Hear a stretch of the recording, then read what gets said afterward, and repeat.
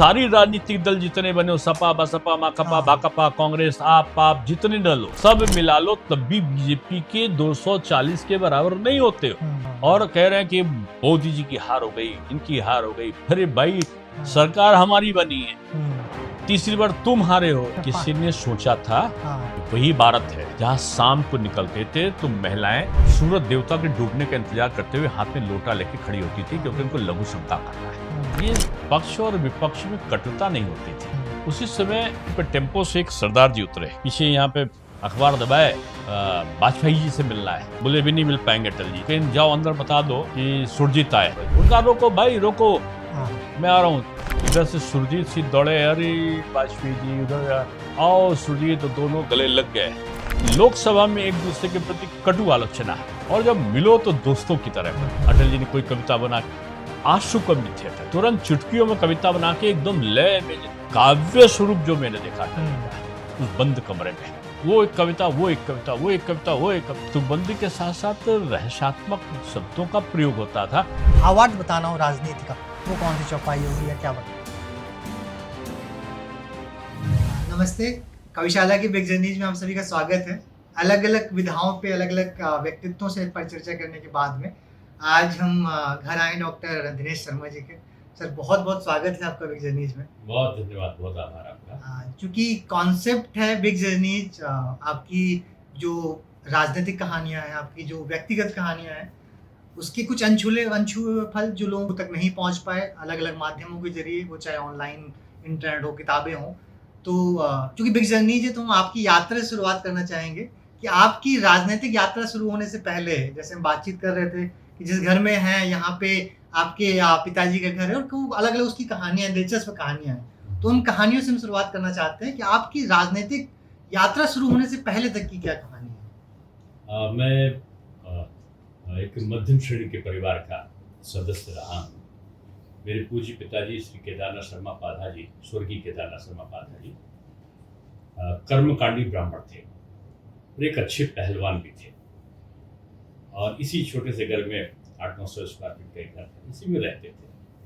पूज्य पंडित दीनदयाल उपाध्याय जी जब प्रचारक के रूप में आए और लखनऊ आगमन जब उनका हुआ तो काफ़ी समय पिताजी को उनका सानिध्य मिला है।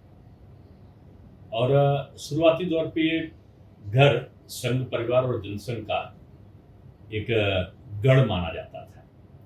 पूरे इस मोहल्ले में आसपास लोग, उसमें बहुत कम लोग हुआ करते थे। और लखनऊ में पिताजी का एक ऐसा नाम था कि पद नहीं लेते थे लेकिन सारा कुछ काम करते थे। मकान बेच दिया था, एक बार चलता हुआ गोदाम बेच दिया संगठन के कार्यों के लिए, गाड़ियाँ पता ला के दे दिया पार्टी कार्यालय को। बीजेपी कार्यालय जब बना तो कई समय तक का वहाँ भोजन की व्यवस्था कैसे होगी, नाश्ते का कैसे होगी, यानी एक स्वयं सेवक की तरह काम करना। संघ की शाखाएं कहाँ लग सकती हैं, क्या हो सकता है, वो सारा काम पिताजी बड़े मनोयोग से करते रहे। तो एक पारिवारिक संस्कार बचपन में पड़ा। मैंने इसी घर में, मैंने पूज्य दीनदयाल जी का स्मरण तो मुझे नहीं है, लेकिन पूज्य भंडारी जी के साथ मैंने काम भी किया है और उनका कई बार आगमन हुआ। पूज्य भाऊराव देवरस जी को भी मैंने कई बार खाना इसी घर में खिलाया। राजमाता सिंधिया जी, अटल जी, कौशल जी तो बहुत सारे आए थे। उसमें कौशल जी जनता पार्टी की सरकार के दौरान एक स्तंभ हुआ करते थे। नानाजी देशमुख साहब को तो मैं, पिताजी की लूना थी, कारें 2 थी उनके पास। जब बिजनेस अच्छा चला तो उन्होंने पार्टी को दे दी थी। अच्छा। और खुद वो लूना से चलते थे।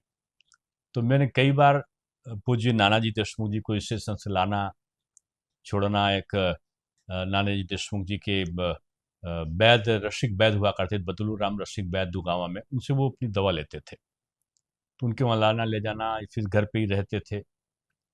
पूज्य अटल जी का सानिध्य भी कई बार मुझे प्राप्त हुआ।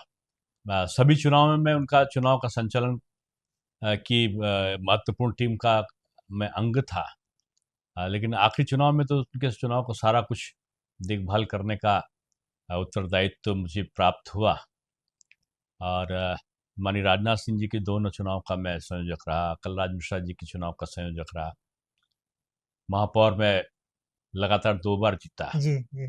और ये मेरा सौभाग्य था कि मुझे चंदा नहीं लेना पड़ा किसी से। ओके।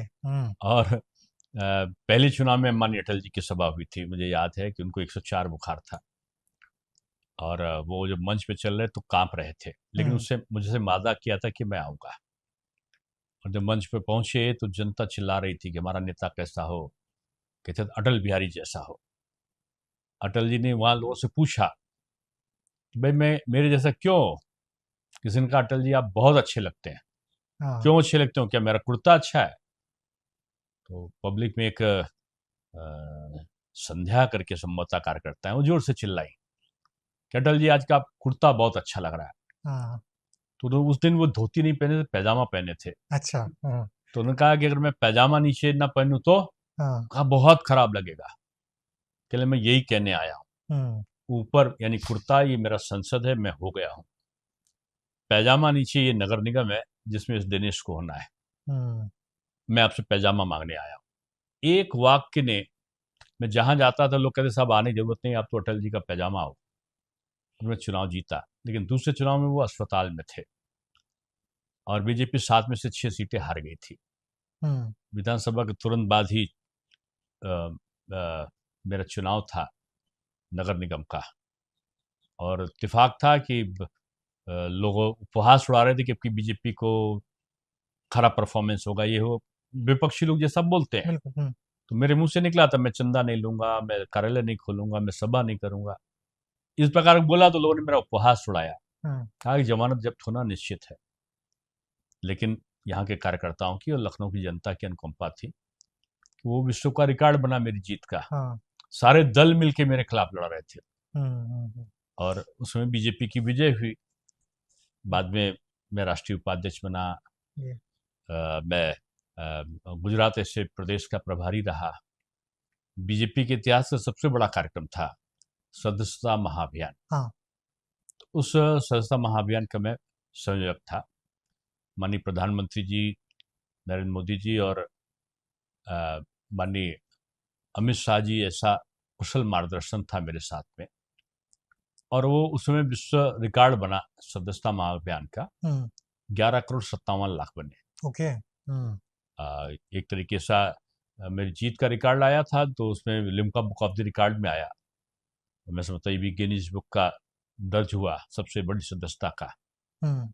युवा आयोग में माननीय अटल जी ने मुझे किया था, तो राष्ट्रीय युवा आयोग में ओके। मैंने भारत सरकार की अभी तक का एक ही राष्ट्रीय युवा नीति है, उसको तैयार करने वाली जो टीम थी उस टीम का मैं सदस्य था। ओके। सर, पूरी बातचीत में जो आपने अभी साझा की उसमें मुझे समझ में आया कि अटल जी से कुछ आपका एक अलग तरीके का रिलेशनशिप, और उनसे जो जितना भी आपका संवाद हुए हैं कहीं ना कहीं एक अलग प्रभाव है उनका, उनकी लाइफ का आपके ऊपर।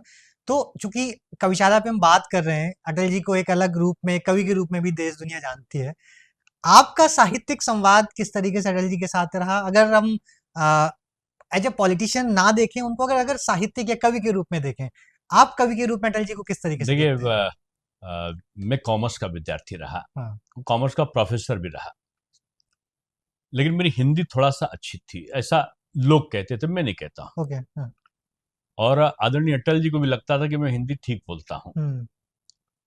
तो वो जब अपना उनका काव्य स्वरूप जो होता था अकेले में, हाँ। तो एक शर्मा जी उनके साथ में थे, वो उनकी चीज़ों को लिखते थे ओके।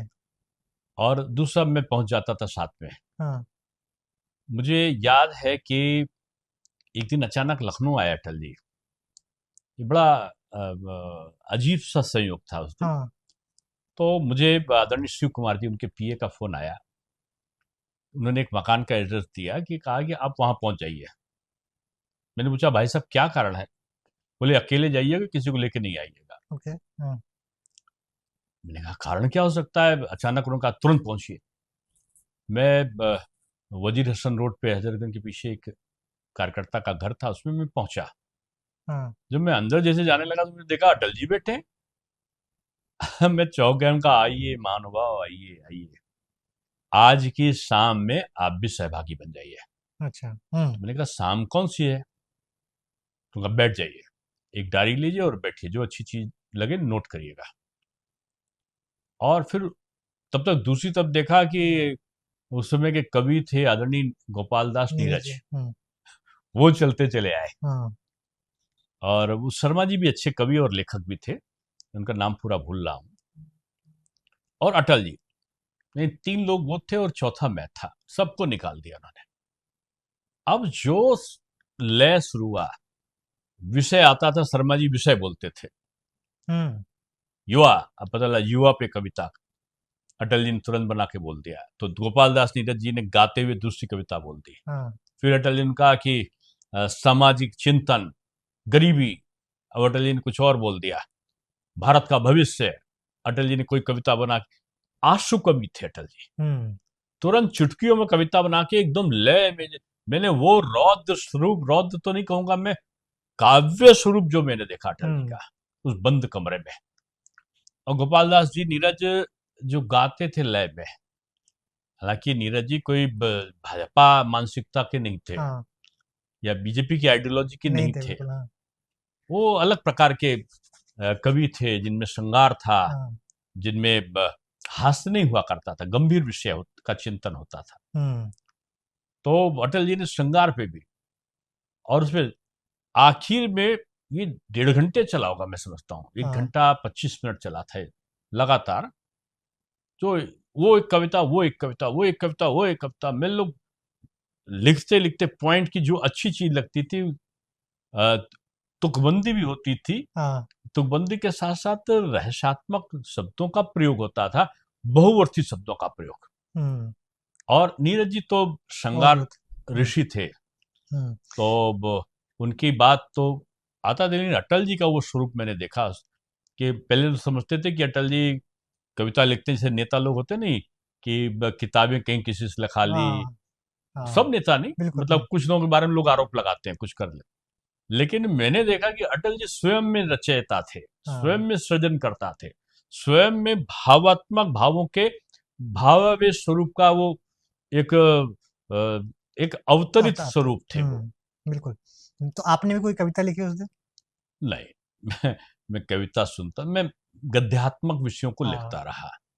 गद्यात्मक में मैं तुकबंदी तो कर लेता था, लेकिन हम्म। मैं कविता सुनना अच्छा रहा, कविता की रचना मैंने उस तरीके से नहीं की जो प्रसिद्धि प्राप्त वाली हो। हम्म। मैंने उसको अपनी रचना को स्तरीय नहीं माना, इसलिए उसको मैं नहीं बोलूंगा। हाँ। ओके। सर, एक अभी जो पिछले कुछ सालों से, चूंकि आपने तो दशकों की राजनीति देखी है, क्या परिवर्तन लगते हैं आपको कि जब आपने शुरुआत की थी और अब की जो राजनीति देखिए, है मैंने 2000? शुरुआत करी थी तो ये पक्ष और विपक्ष में कटुता नहीं होती थी, हम्म। खूब धारते थे संसद में, खूब बोलते थे, हम्म। लेकिन जब आते थे तो एकदम मिल जाते। 2 घटना मैं बताऊंगा आपको, हम्म। ये कहीं लिखी नहीं गई है। अटल जी लाप्लास में एक फ्लैट, छोटे से फ्लैट में रहते थे, लखनऊ में आते थे। ओके। हम्म। तो कभी कोई कार्यकर्ता नाश्ता सुबह ले जाता, कभी कोई ले जाता। उस दिन मेरी ड्यूटी, भगवती शुक्ला जी यहाँ के अध्यक्ष थे, हाँ।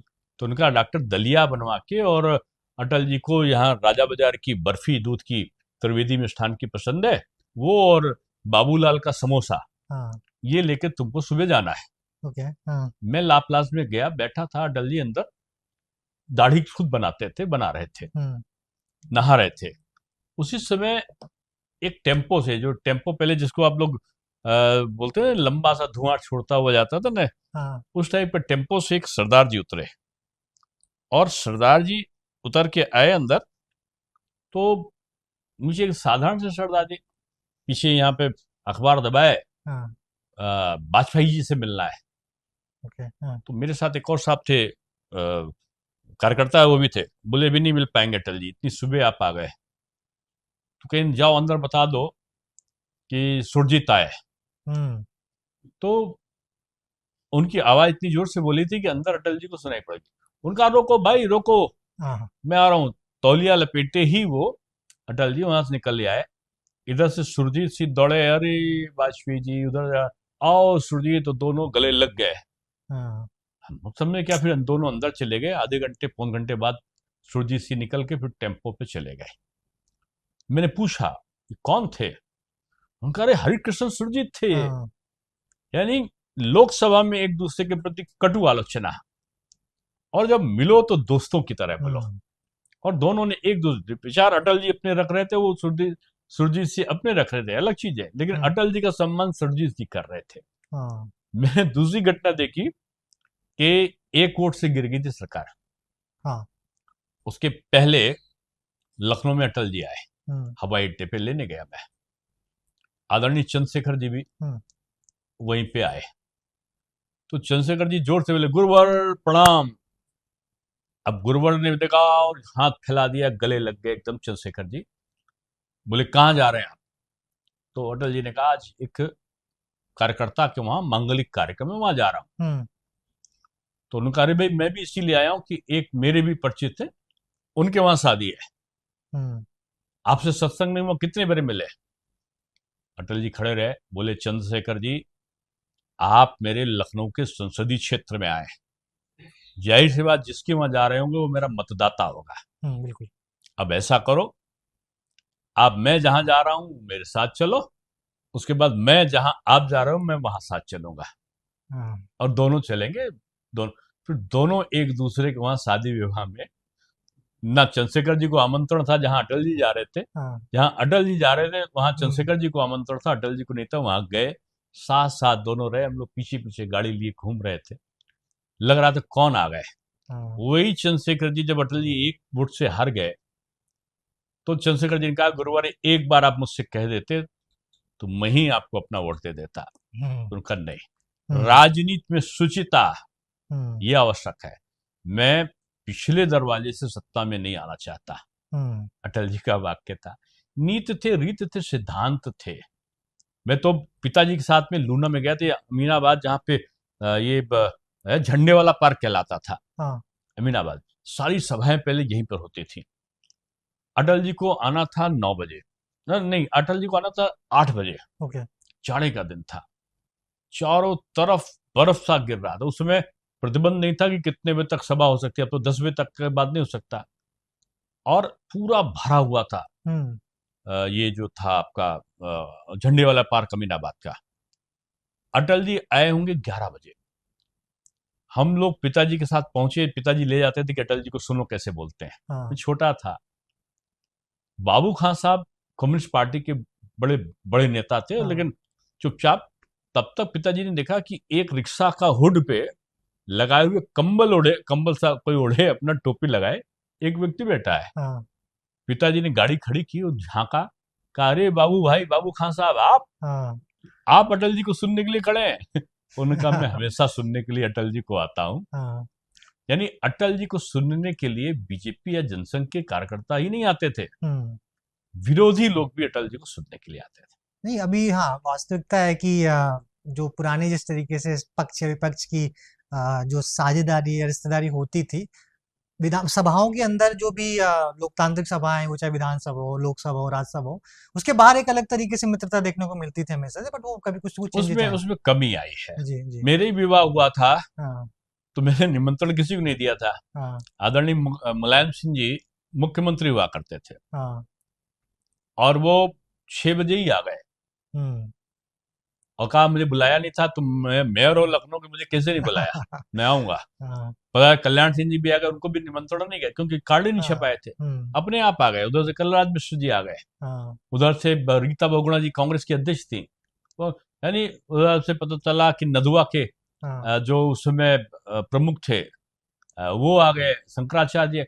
तो सब एक दूसरे की विपरीत धाराएं, प्रमोद तिवारी जी काफी हाँ समय, नारायण दत्त तिवारी जी, सभी हाँ लोग आके बैठे। हाँ एक था, और सब सब जैसे लग रहा था सब उत्सव में स्वयं शामिल थे। स्वागत करने वाले लोग हैं। हम्म, तो एक भाव राजनीति में मैं समझता हूं जी कि एक शुचितापूर्ण, हाँ हम विरोध हैं नीतियों के, हम्म, विरोध हैं सिद्धांतों के, नीति नियत हाँ में हम हो सकते हैं, नेतृत्व भी हमारे मन का नहीं हो सकता है, लेकिन विपक्ष और सत्ता पक्ष की संवादहीनता का भाव नहीं होना चाहिए। हाँ ये अटल जी कहा करते थे, हम्म और आज मैं उसको मानता हूं। हम्म, बिल्कुल। मुझे लगता है कि अच्छी राजनीति की उन लिए उन सिद्धांतों का या उन विचारों का को फॉलो करना बहुत जरूरी है आज के दिन में।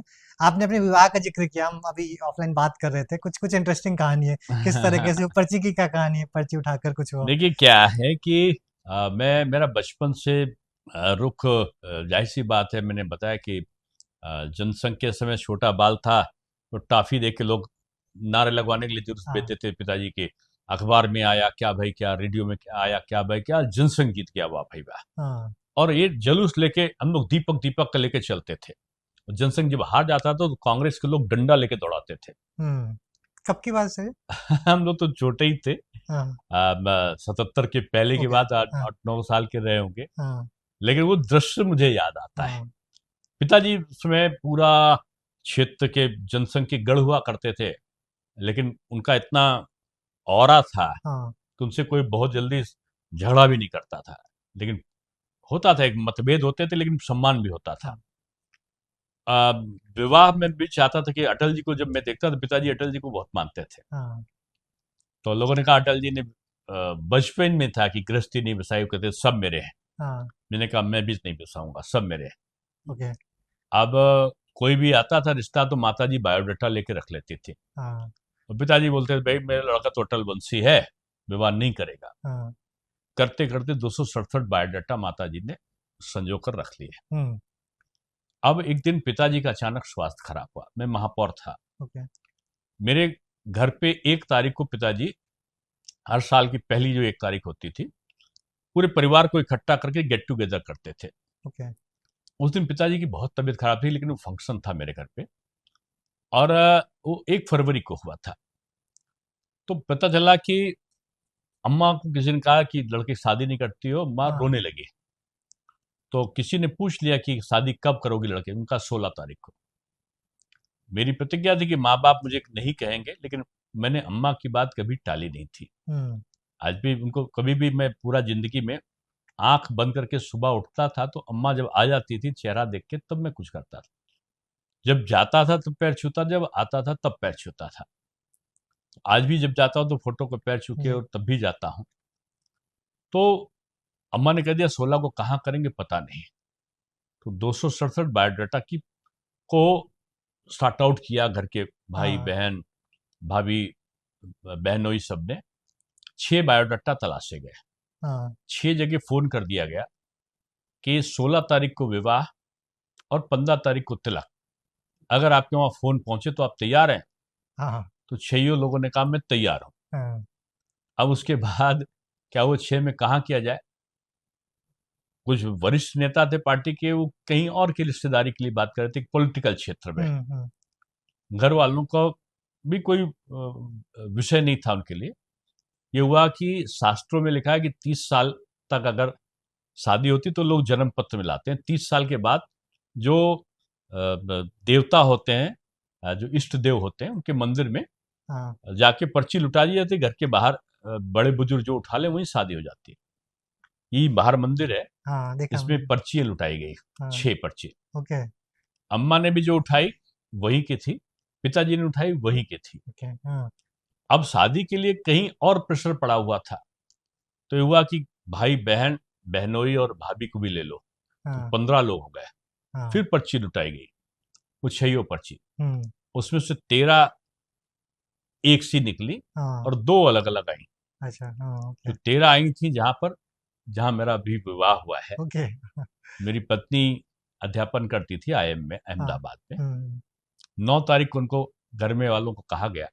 ये भी नहीं पता था कि 5-6 साल पहले इन लोगों का रिश्ता आया था। अच्छा। इत्तेफाक था कि इनका भी विवाह नहीं हुआ था। हाँ तो उस दिन इनके भाई का विवाह था 9 तारीख को, कि 16 तारीख को आप आ सकते हैं 15 को। हाँ तैयार हुए, कार्ड नहीं छपा। ये हुआ बड़े सादगी से होगा। मानिक कलराज मिश्र जी के बेटे का विवाह था 14 फरवरी को। हाँ तो कलराज जी ने एक टीवी के इंटरव्यू में कह दिया कि दिनेश भी मेरा बेटा है हाँ और वहीं से उसका भी विवाह तिलक होगा। तो जो उन्होंने हाँ अपने बेटे के लिए सजा के रखा था हम्म। काल्विन का ग्राउंड, हम्म। तो उसी में पता चला कि 15 तारीख को मेरा हाँ तिलक का दावत हो गया। हाँ और जो चारों तरफ से जनता आई, 20 से 25 हजार 30 हजार लोग बोलते हैं, इतने कम हजारों में संख्या में लोग आए, सारे विपक्ष के दलों के आए। हाँ तो वो मतलब उसमें चपरासी भी था तो गवर्नर भी थे, उसमें हिंदू धर्मगुरु थे तो मुस्लिम धर्मगुरु, ईसाई धर्मगुरु भी थे। हाँ तो वो एक नहीं, बिल्कुल एक समय अलग था। दिलचस्प कहानी है। सर, चूंकि आप आरएसएस से भी जुड़े रहे हैं काफी वक्त तक और बहुत एक्टिव रहे हैं, अगर आज के दिन में आरएसएस की लर्निंग्स, जो नया यूथ है जो भी देखेगा इस बातचीत को, आपको अपने अनुभवों के हिसाब से आरएसएस की लर्निंग्स आपको क्यों जरूरी है, वो साझा करनी हो देखिए, तो मैं क्या होगा? समझता हूँ कि पूरी दुनिया में, हम्म। ऐसा नहीं क्योंकि मैं उससे संबंधित इसलिए कह रहा हूँ, आप एनालिसिस करोगे, राष्ट्र के लिए समर्पित करते हुए सब कुछ निछावर कर देने की भावना वाला कोई भी संगठन, हम्म। मैं समझता हूँ किसी भी धर्म में, किसी भी देश में आरएसएस के अलावा कोई संगठन नहीं होगा। हम्म। इसमें आपको राष्ट्र के प्रति समर्पित लोगों का समूह मिलेगा, तो एक से एक बुद्धिजीवी मिलेंगे। हम्म। अभी आप जो हमसे बात कर रहे हैं, तो मैं महामना मालवीय जी के शिक्षण संस्थान के कार्यक्रम से आ रहा हूँ, हम्म। और आपको ताज्जुब होगा, जो गरीब लोग हैं उनको नीट की, जेई की, आईएएस की मुफ्त शिक्षा, सैकड़ों में रहना खाना, उनके लिए सारा चीज तैयार करना, गरीबों को कोई जात नहीं, कोई धर्म नहीं, कोई आय, यानी राष्ट्र में अच्छे लोग निकले हम्म। समर्पित भावना से। जो संघ का स्वयंसेवक, तो कोई आईआईटीएन रहे हैं तो वो पढ़ा रहे हैं, कोई आईएएस रहे हैं तो वो पढ़ा रहे हैं, देख के गर्व होता है कि लोग ऐसे भी हैं जो राष्ट्र ठीक रहे, हम्म। इसलिए युवा अच्छा निकले, उसके लिए काम कर रहे हैं। तो ये कहीं और संगठनों में ऐसा नहीं दिखाई पड़ेगा कि प्रातः से संघ की शाखाओं से राष्ट्र का चिंतन का प्रारब्ध, हम्म। और सोते समय भी भोजन के पहले सर्वे भवन्तु सुखना का स्मरण, हम्म। कि सबके सुख में मेरा सुख है, प्राणियों में सद्भावना हो, मानव का कल्याण हो, यानी सबके कल्याण की भावना का स्तुति करके कोई संगठन अगर चलता है, दुनिया का सबसे बड़ा सामाजिक जो संगठन है, वो संघ परिवार हम्म। के रूप में है। इसलिए मैं कहता हूं कि इसीलिए वो सम्मानीय है। हम्म। बिल्कुल, आपने कुछ परीक्षाओं का जिक्र किया, क्योंकि अभी हाल फिलहाल में नीट का पूरे केस पूरे देश में चल रहा है। चूंकि आप इसके पहले आपने शिक्षा विभाग संभाला भी है उत्तर प्रदेश का, आपने जो सिनेरियो देखा, बहुत छात्रों को इसमें लॉस हुआ, कुछ लोगों ने परीक्षाएं दी, री एग्जाम की बात चल रही है। ओवरऑल शिक्षा प्रणाली में चेंज होने की जरूरत है, जो एग्जाम हुआ उस प्रणाली में चेंज होने की जरूरत है। आपका ओपिनियन है, आपका स्टैंड आउट अगर देखिए, करना हो इस पे, मैं क्या इस पे होगा दो वो? चीजें कहूंगा। जी। पहली बात तो नीट पे मैं इसलिए नहीं बोलूंगा कि भी न्यायालय का निर्णय 1-2 दिन में आने वाला है, हम्म। इसलिए मैं उस पर टिप्पणी नहीं जी। करूंगा। जी। उसके पॉजिटिव और निगेटिव हाँ। पक्ष का मैं उल्लेख नहीं करूंगा। मैं शिक्षा मंत्री बना था 19 मार्च को 2017 में, हम्म। Deputy CM. उसमें माध्यमिक शिक्षा परिषद की परीक्षाएं चल रही थी, लगभग 60 लाख बच्चे बैठते थे। मैं 20 तारीख को गया विजिट करने के लिए कुछ परीक्षा केंद्रों का, तो छोटी मेटाडोर ट्रक जिसको बोलते हो, हम्म। भर के नकल की सामग्री बाहर से निकल रही थी। हम्म। खुलेआम नकल, ये एक धंधा था। परीक्षा केंद्र 20 लाख 25 लाख में बिकते, ऐसा अखबार समाचार पत्रों के बयान हुआ करते थे। क्यों करते हैं नकल बच्चे? मैंने इसका स्टडी किया, हम्म। क्योंकि मैं भी टीचर रहा। उसका एक ही उत्तर था कि अगर पढ़ाई हो तो बच्चा नकल नहीं करता। दूसरा प्रश्न इसका था कि जो पाठ्यक्रम है वो आजादी के पहले जो था वही चल रहा था, हाँ। उसका परिवर्तन नहीं हुआ। तीसरा था परीक्षा केंद्र एक शिक्षा माफियाओं का सबसे बड़ा भ्रष्टाचार का अड्डा था। चौथा था कि परीक्षाएं चलती थी 2.5 महीना, हाँ। 2 महीना गर्मी की छुट्टी, 4.5 महीना, हम्म। और पता चला उसके बाद 30 त्योहार 1 महीना, पता 5.5 महीना। उसके बाद पानी की बरसने की आपदा ज्यादा हो गया, बड़े दिन की छुट्टी, इसकी छुट्टी, संडे वनडे उसमें निकल गया। संडे निकाल दो तो वो 1 महीना, हम्म। 6.5 महीना। हम्म। अब 4.5 महीना 5 महीना बचता तो पढ़ाई का, तो उसमें भी आंदोलन, हाँ। और 2 महीना, उसमें 2 महीना आपकी बाद में आपका परीक्षा। बच्चा कब देगा? हम्म। मैंने इस विकृति को पहला दूर करके 2.5 महीने की परीक्षा को मैंने 12 दिन और 14 दिन में कर दिया, हम्म। शेड्यूल तय किया। पाठ्यक्रम को एक प्रोफेशनल व्यवसायिक शिक्षा के रोजगार परक पाठ्यक्रम को तैयार कर दिया एक ही बार में। हम्म। 25 साल पहले जो किताबों के दाम थे वो मेरे समय उसके दाम निर्धारित हुए, क्योंकि भ्रष्टाचार नहीं था। हम्म। और उसके बाद नया जो चीज किया कि नकल होती थी, तो बदला उसमें 16,000 परीक्षा केंद्र थे। मैंने एक अनाउंसमेंट किया कि जहां पर सीसीटीवी कैमरा वॉइस रिकॉर्डिंग के साथ होगा, जहां पर कंट्रोल रूम होगा, जहां पर जो इन्वर्टर जनरेटर होगा, बाउंड्री खींची हुई होगी और फर्नीचर इस साइज के होंगे, लेडीज जेंट्स टॉयलेट होगा, वही परीक्षा केंद्र देंगे 3 महीने का समय। मैंने ये इंटरव्यू दिया अखबार में और पता चला फटाफट लोग अपने पैसे से, क्योंकि परीक्षा केंद्र एक लाभ का जरिया था। जिस विद्यालय में देखिए मरम्मत हो रही, बन रहा, सरकार ने 1 रुपया नहीं दिया। पहले हम लोगों ने एस्टिमेट बनवाया कि इसको सुधार के लिए, सीसीटीवी कैमरे के लिए और पुताई और रंगाई और मरम्मत के लिए कितना चाहिए, 1 अरब 30 करोड़ रुपया। अब इतना सरकार के पास उस समय नहीं था कि एक ही जगह लगा दे। 1 रुपया नहीं लगाया, लोगों ने अपने आप से लगा लिया। जब लगा लिया तो मैंने कहा कि स्वकेंद्र नहीं होंगे, यानी जुबली कॉलेज का बच्चा काल्विन में जाएगा, काल्विन का टीचर जो है डीएवी में जाएगा और डीएवी का कालीचरण में जाएगा। पहला चीज खत्म किया। दूसरी बार हुआ कि गवर्नमेंट कॉलेज में, जैसे आज जो नीट का आप बता रहे थे, ये तो गवर्नमेंट कॉलेज के में जो है पहली प्राथमिकता होगी परीक्षा केंद्र हो। दूसरा परीक्षा केंद्र गवर्नमेंट कॉलेज नहीं है तो अनुदानित कॉलेज, जिसको गवर्नमेंट सपोर्ट करती है, और जब ना हो तब प्राइवेट में जाएगा। और ये सारी चीजें जब कर दी तो बदला 90% नकल तो उसी में रुक गई कि जो हमने परीक्षा केंद्र किया। ये कैसे रोकें? एक दिलचस्प किस्सा था। अभी राज्यसभा में पूर्व शिक्षा मंत्री आदरणीय प्रकाश जावड़ेकर जी ने इस चीज की प्रशंसा करा कि भारत में नकलविहीन परीक्षा और शिक्षा का सुधार। उन्होंने मेरे उत्तर प्रदेश का उल्लेख किया। राज्यसभा में थपथपा के सबने स्वागत किया। मैंने एक अनोखा प्रयोग किया था। नकल कराने वाले माफिया तमाम बंद भी हुए थे, छूट कर आए थे। कुछ बुजुर्ग हो गए, कुछ ने अपना नाता उससे तोड़ दिया। मैंने ऐसे लोगों की सूची बनाई, उनको बुलवाया, बैठक करा। एक तरफ एसटीएफ के लोग, एक तरफ ये नकल को कराने वाले जो विशेषज्ञ थे, जो बाद में पश्चाताप कर रहे थे कि मुझे नहीं करना चाहिए था, और तीसरी तरफ हमारे अधिकारी थे।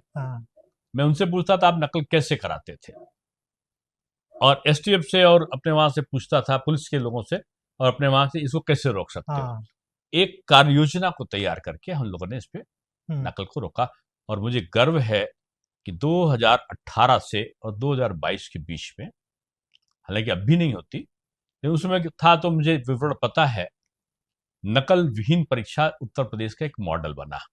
उसपे बंबई के सिनेमा के लोगों ने एक पिक्चर भी बनाई आके, और रोज मुझसे आके उसकी थ्योरी पूछते थे कि कैसे आपने रोका।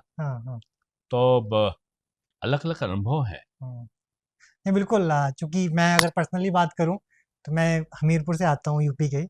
वहां पे जिस साल मैंने परीक्षा 12th की पास की, उस समय स्वकेंद्र परीक्षा हुआ करती थी, और मुझे पता है उसमें कितनी नकल हुई है। तो उस प्रणाली को खत्म करना बहुत जरूरी था। उस समय जो लोग भी निकल रहे थे उस परीक्षा को पास करके या टॉप करके, वो आगे लाइफ में जो स्किल्ड एजुकेशन है आगे, उसमें कहीं सक्सेसफुल नहीं हुआ। आपको ताज्जुब होगा, 60 लाख विद्यार्थी पढ़ते थे।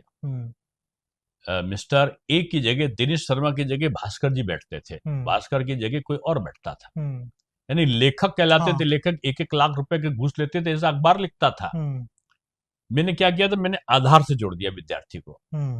अब जो जाता था तो उसके वही चेकिंग हो जाता था कि ऐसा भी तो नकली है। पहली बात तो 60 लाख विद्यार्थी थे, उसमें से 11 लाख नहीं बैठे थे, क्योंकि वो लखनऊ में भी अपने को एनरोल कराते थे, हरदोई में भी कराते थे।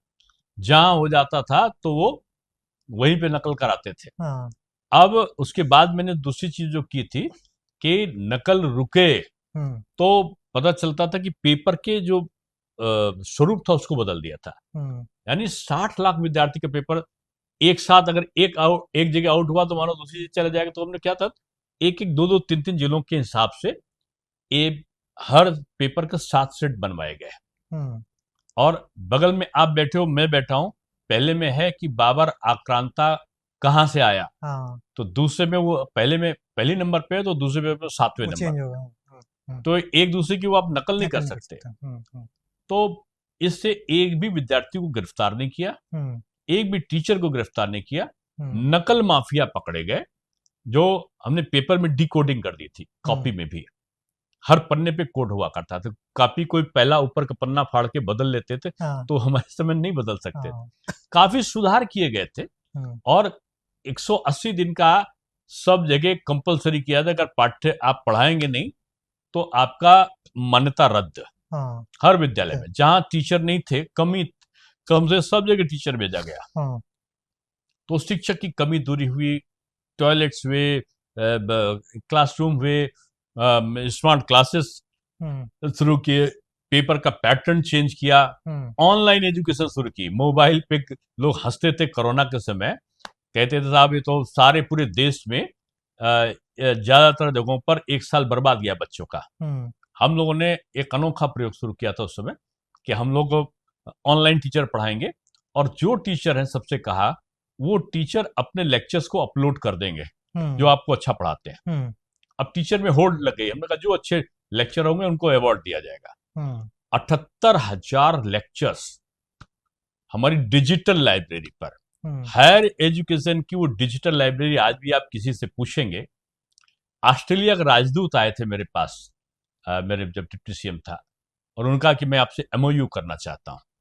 आईआईटी खड़गपुर के लोग आए, उन्होंने हमसे हमारे वहां के डिजिटल लाइब्रेरी की प्रशंसा की, उससे वो किया। हम्म, यानी कोई काम नहीं, काम दे दो। हाँ, कोरोना में भी एक अचीवमेंट, ऑनलाइन एजुकेशन बढ़ गई, लोगों को ट्रेनिंग देने की हाँ, जरूरत नहीं पड़ी, हम्म, केवल मोबाइल पे परीक्षा। वो सत्र हमारा जीरो नहीं हुआ, और परीक्षाएं समय पर हुई और रिजल्ट समय पर निकला। बिल्कुल।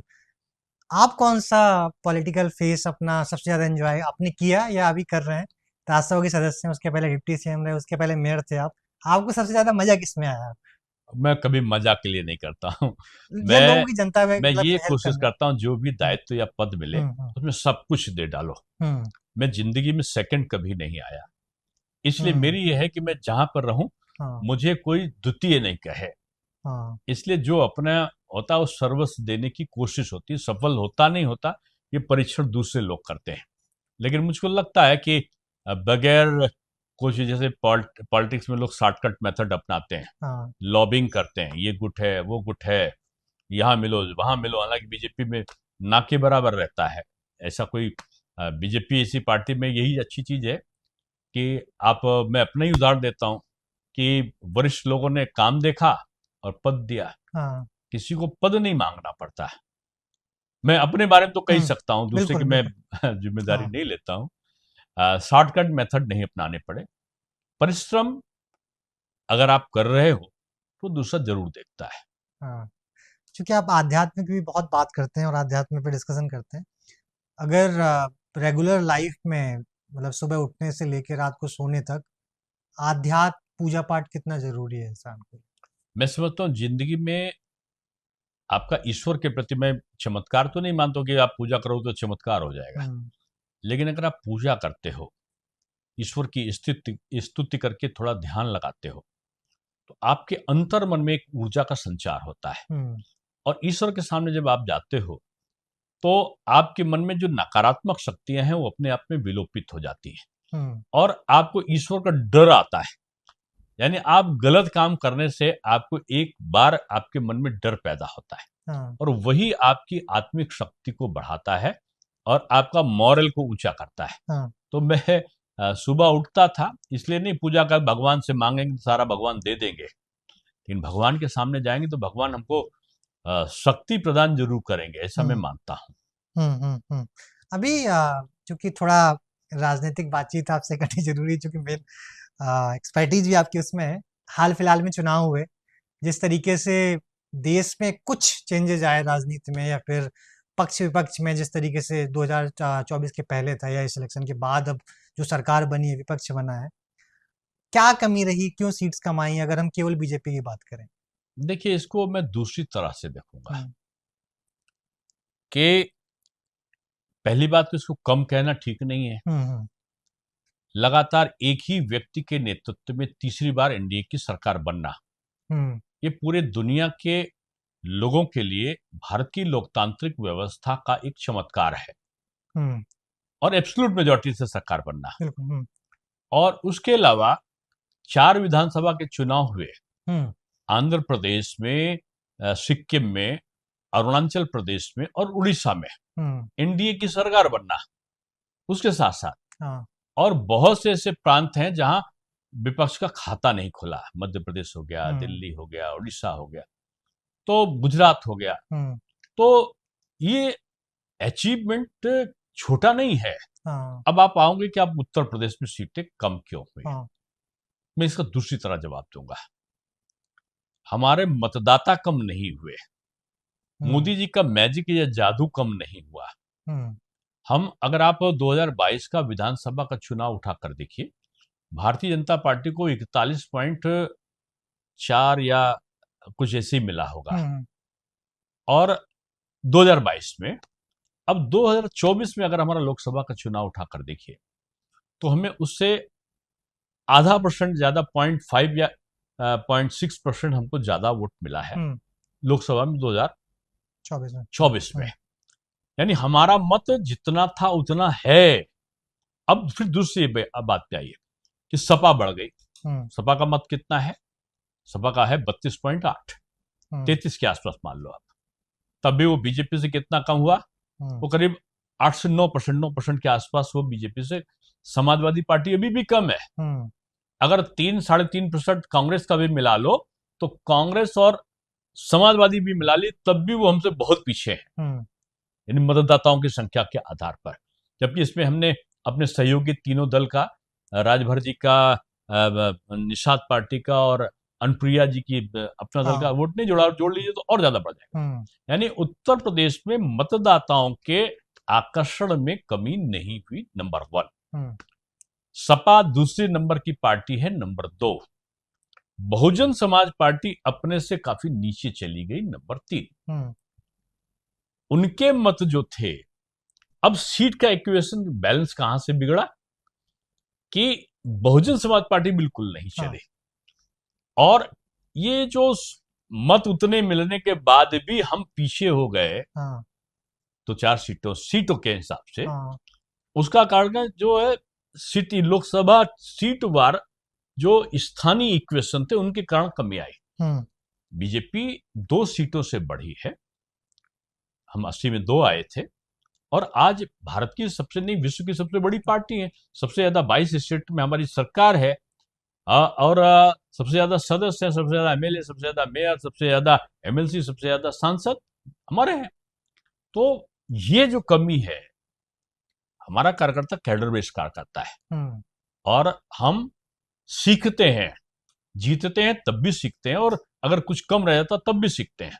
हमने इस चुनाव में सीखा है यूपी को चैलेंज के तौर पे कि अब 2/3 से नहीं जीतना है, अब 3/4 से जीत कर आना है। इसके लिए कार्यकर्ता हमारा लगा है।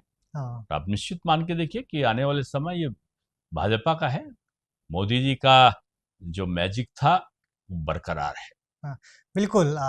अभी मुझे तो एक जिज्ञासा और हो रही है जानने की कि जब कोई पॉलिटिशियन चुनाव हारता है, जो कि हम बहुत दूर से देख रहे होते हैं चुनाव हारना या जीतना, एक राजनेता अपनी हार तो ठीक है उसको मना लेता है, उसका सेलिब्रेशन कर लेता है, जीत तो सेलिब्रेट कर ले, बट हार को किस तरीके से वो मेंटली एक्सेप्ट करता है, उसको किस तरीके से लेता है वो? इसको देखना हो तो आप आदरणीय राहुल जी को देख लो, कांग्रेस को 99 पार नहीं कर पाए, 3 अंक नहीं आ पाया, लेकिन अपनी हार में भी जश्न मना रहे। मेरे साथ घटना अभी आपको मैंने बताया कि मैं थ्रू आउट फर्स्ट डिविजनर था। एक बार क्या हुआ कि मैं मतलब बीकॉम प्रीवियस में ऐसी कोई क्लास था, मैं मुझे ध्यान नहीं है, मैं सब लोग कह रहे थे कि दिनेश शर्मा आपकी टॉप करेंगे फिर से, सारे लोग कह रहे थे और मैं भी जानता था कि मैं टॉप करूंगा। और मेरे सामने ये इसी मकान के सामने निकलो गुप्ता जी का परिवार रहता था। वो भी उसी क्लास में था, उनका बेटा हमेशा फेल हो जाता था। अब क्या हुआ कि हमारे वहां लड्डू वड्डू मंगा के रख लिए गए थे, रिजल्ट आएगा और भगवान को लड्डू प्रसाद चढ़ाएंगे, सब करेंगे। अब पता चला कि रिजल्ट आया और मेरे 2-4 नंबर कम हो गए और मैं फर्स्ट तो था लेकिन सेकंड टॉपर बन गया, सेकंड टॉपर या थर्ड टॉपर, तीसरे नंबर पे शायद आ गया था। 2 लोगों के हमसे 1-1, 2-2 नंबर ज्यादा थे। अब अम्मा भी रो रही थी, मैं भी रो रहा था, घर में सारे लोग जो बेचारे लड्डू लाए हुए थे, कोई प्रसाद भी नहीं चढ़ाया किसी ने। हाँ, और सामने क्या था, वो ढोलक, भड़ा भड़ा ढोलक, वो मजीरा बज रहा था। कहाँ कहाँ बज रहा है? तो पता लगा गुप्ता जी का लड़का 3rd डिवीजन पास हो गया। अब गुप्ता जी के वहां तो लड्डू बट रहे थे, हाँ, और जो हमने टॉप किया 1st डिवीजन है, मोदी जी ने सरकार बना ली हाँ, एनडीए की, बीजेपी के लोगों ने। हम्म, उनके वहां वो नहीं, और जो फेल हो गए, हाँ, लगातार तीसरी बार फेल हुए, कांग्रेस राहुल जी के नेतृत्व में लगातार तीसरी बार फेल हुई, वो हाँ, धमाधम ढोल बजा रहे हैं हाँ, और कह रहे हैं कि मोदी जी की हार हो गई, इनकी हार हो गई, भाजपा हाँ, की हार हो गई। अरे भाई, हाँ, सरकार हमारी बनी है, हम्म, तीसरी बार तुम हारे हो। तुम सारी राजनीतिक दल जितने बने हो, सपा बसपा माकपा हाँ, भाकपा कांग्रेस आप पाप, जितने दल हो, हम्म, सब मिला लो तब भी बीजेपी के 240 के बराबर नहीं होते हो। हम्म, हारे आप हो और ताना आप भाजपा को दे रहे हो। हम्म, तो वही चीज है कि हार को कैसे मनाते हैं, कांग्रेस से सीखो। हम्म, ओके। क्योंकि मुझे लगता है वो जैसे उन्होंने नैरेटिव जनता को मिलता है कि वो एक नैरेटिव ये भी सेट करते हैं कि 400 पार बोलते थे वो नहीं आया, इसलिए वो अलग अलग नैरेटिव अलग अलग पॉलिटिशियंस मैंने के वही बाद नैरेटिव बताया निकलता है। कि मैं टॉप कहता था, टॉप के बजाय फर्स्ट आ गया। जी। हम 400 कहते थे, लेकिन हम सरकार बना लिए, हाँ, 293 एनडीए आ हाँ, गया। बिल्कुल। तो उस हम्म, जो 293 आ गया, उस पे अब हम सरकार में तो आए ना। हाँ। चूंकि अगेन कि आप आध्यात्म का आपने जिक्र किया था कि अध्यात्म से बहुत रिलेटेड है, तो रामायण मैंने देखा कि रामचरितमानस के कई जगह आपने बहुत सारे डिस्कशंस किए हैं। अगर राजनीति को रामायण की किसी एक चौपाई से या रामायण के किसी एक एक सेंटेंस से या फिर किसी भावार्थ बताना हो राजनीति का, वो कौन सी चौपाई होगी या क्या वक्तव्य होगा? नहीं, देखिए के बाद तुलसीदास जी ने एक चौपाई लिखी है, हाँ, सिया राम में सब जग जानी, हाँ, करहूं प्रणाम जोरी जुग पानी। हाँ, राम जी का नाम लो, और शत्रु भी आ रहा हो उसको प्रणाम करो, हाँ, संकट दूर हो जाएगा। इसका भावार्थ हुआ। हम्म, कहते हैं कि रामचरितमानस को साक्षात बजरंगबली श्री हनुमान जी ने प्रसंग बताया, और तुलसीदास जी ने उसको लिखा। हाँ, पेड़ के नीचे लिखते थे और लिख के गुनगुनाते हुए घर जाते थे, तब लौट कर आते थे, तो दूसरे दिन जब बजरंगबली अप्रूव कर देते थे तो वो चौपाई लिखते थे। ऐसा प्रसंग सामने आता है। हम्म, सत्य है असत्य है, ये चर्चा का विषय होगा। तुलसीदास जी ने जब इसको लिखा तो टहलते हुए जा रहे थे, तब तक एक बालक आया। हम्म, उसने कहा, वो तुलसीदास जी लाल रंग का वस्त्र पहन के जा रहे थे। उसने कहा, आचार्यवर आगे मत जाना, एक सांड गुस्से में दौड़ता हुआ आ रहा है, हाँ, आपके लाल वस्त्र देख के कहीं आपको नुकसान ना पहुंचा दे। हम्म, तुलसीदास जी हंसते हैं हाँ, कि मूर्ख बालक क्या जाने, अभी मैंने लिखा है, सिया राम में सब जग जानी, करहूं प्रणाम जोर जुग पानी।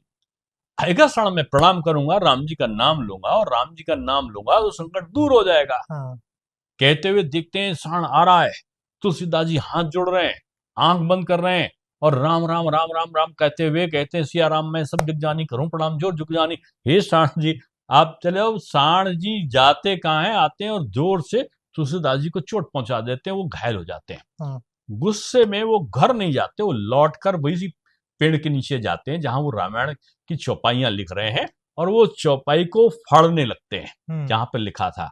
बजरंगबली श्री हनुमान आते हैं और कहते हैं, आचार्यवर आप इसे क्यों फाड़ रहे हो? बोलते हैं कि मैंने चौपाई के लिखे हुए शब्द का पालन किया, संकट आ रहा था, वो सांड आ रहा था, और मैं उसे प्रणाम कर रहा था, मैं राम का नाम बार बार ले रहा था, हम्म, अपने शत्रु को राम को दिला रहा था, लेकिन उसने न राम के नाम को सुना, न मेरी चौपाई को सुना, न भगवान ने मेरी मदद किया, और उसने मुझे घायल कर दिया, ये असत्य, इसलिए फाड़ रहा हूं। हाँ, बजरंगबली कहते नहीं आचार्यवर, राम जी ने तो पहले संदेश भेज दिया था बालक के रूप में कि आप आगे मत जाना, आपको चेतावनी दे दी थी, लेकिन उसके हम्म, बावजूद आपने राम जी के भगवान के संदेश को नहीं माना, इसलिए आप दंड का पात्र बने।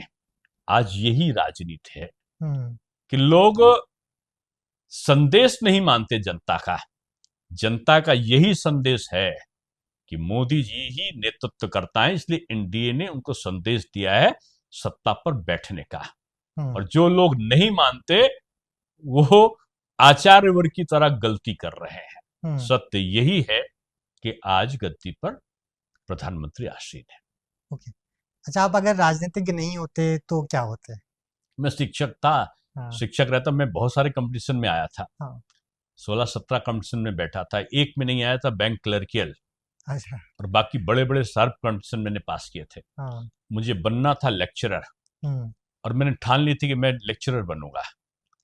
तो लेक्चरर बने, मैं बचपन में मैं समझता तीसरे में था, लेकिन मैं इंटर और हाई स्कूल को किताबों को पढ़ता था, इतिहास को, गणित को।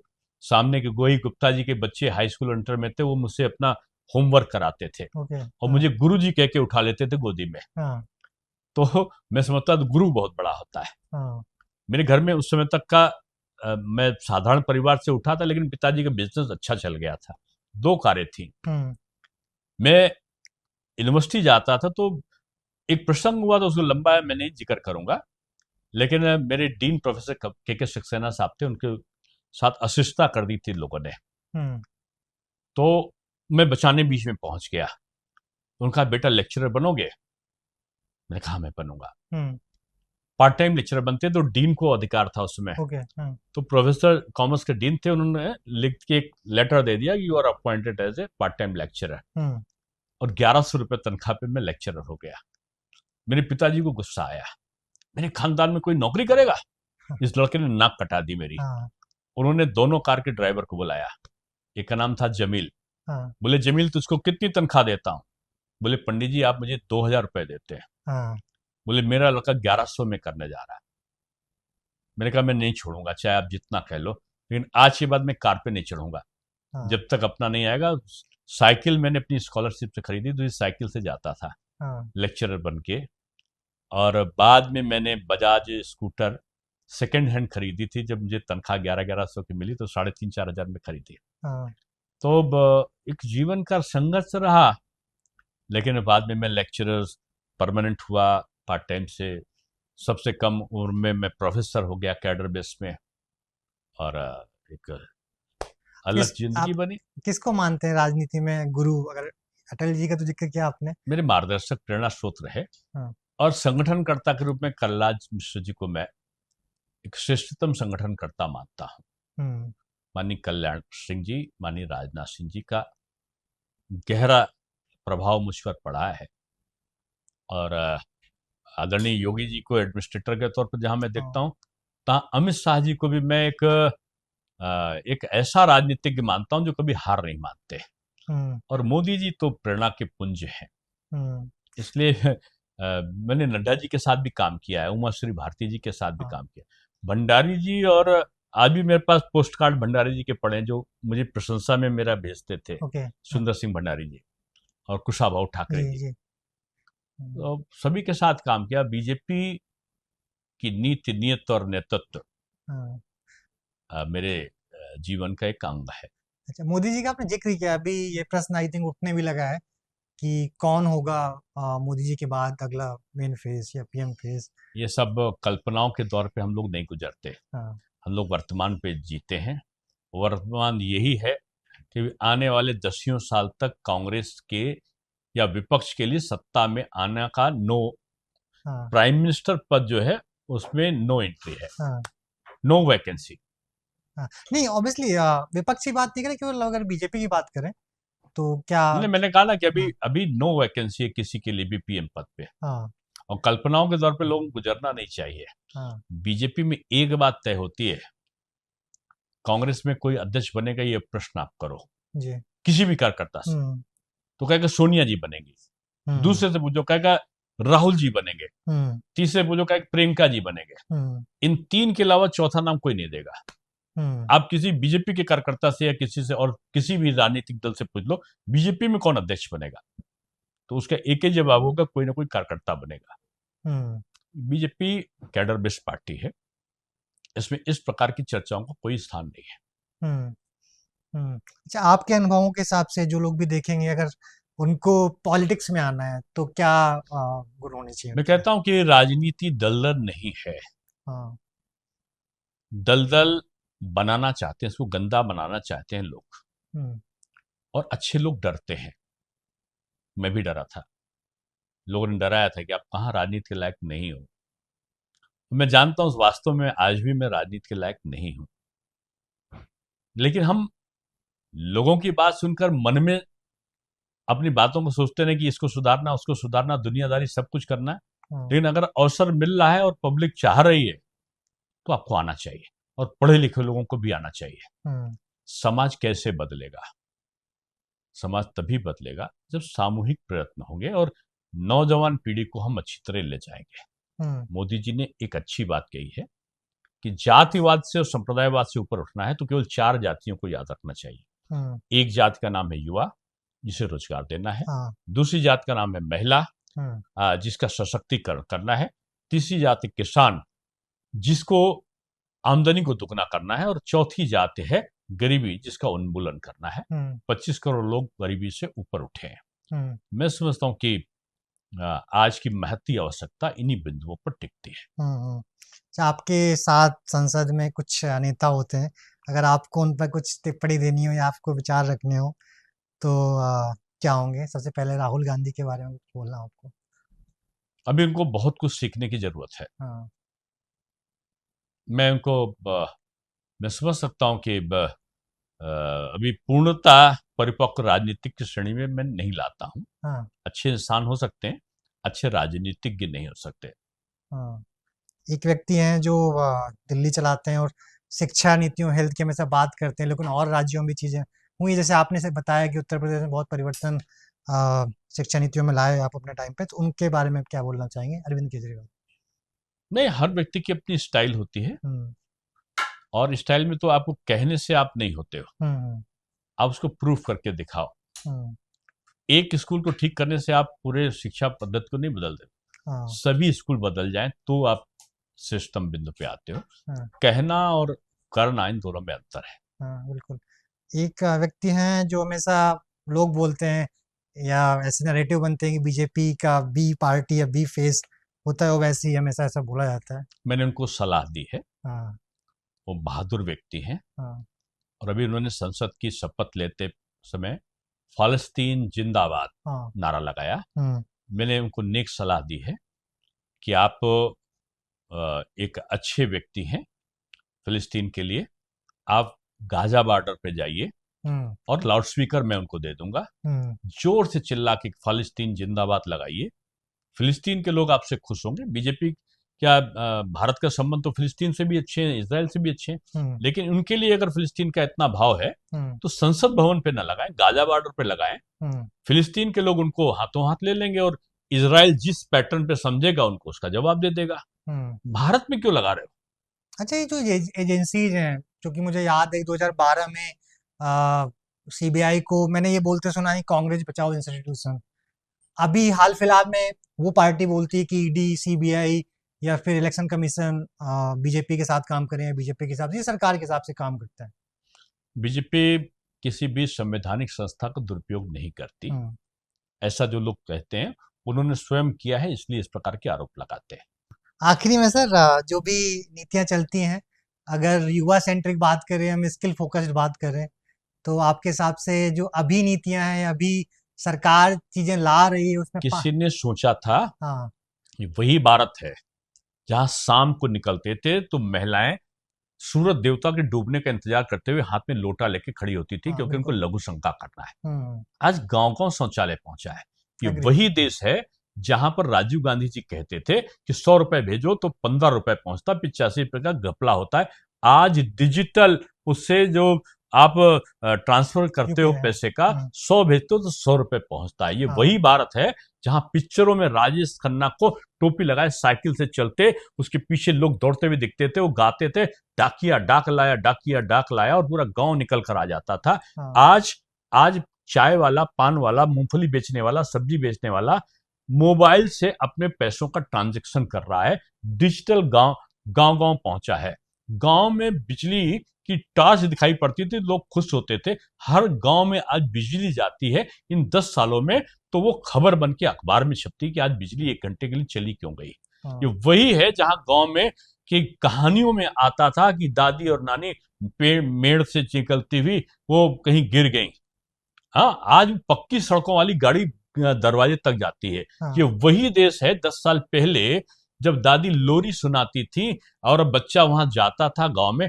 आज क्या है, अगर लोरी भी सुनाना हो तो दादी की लोरी को वो बैठ के घर में मोबाइल से वीडियो कॉल में दादी को दे देता है। हाँ, मोबाइल नेटवर्क घर घर गांव गांव 10 साल में पहुंच गया है।